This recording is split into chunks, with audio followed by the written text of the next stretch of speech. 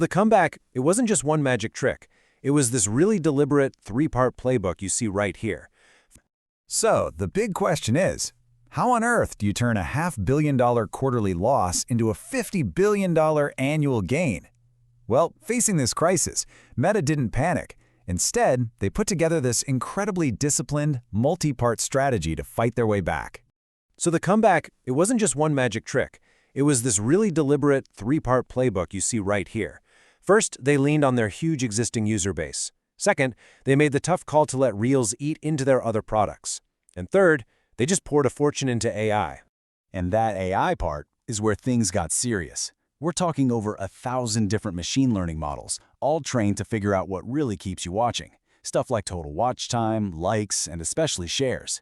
And here's their killer advantage. They had a decade of your data from Facebook and Instagram to train these models on. The result?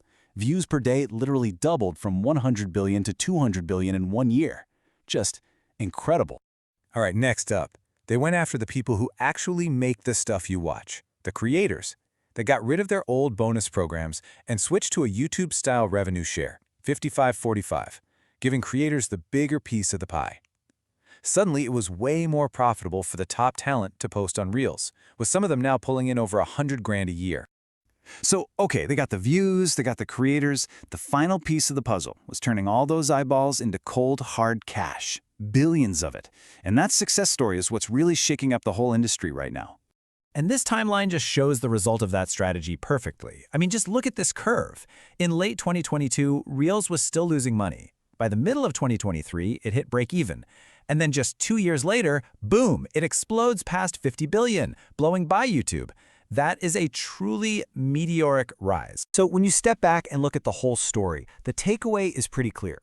What started as this desperate clone has been transformed into a multi-platform powerhouse. And as Reels starts to take over our biggest screens, it leaves us with one massive question. Has Meta finally built a content machine that simply can't be beaten?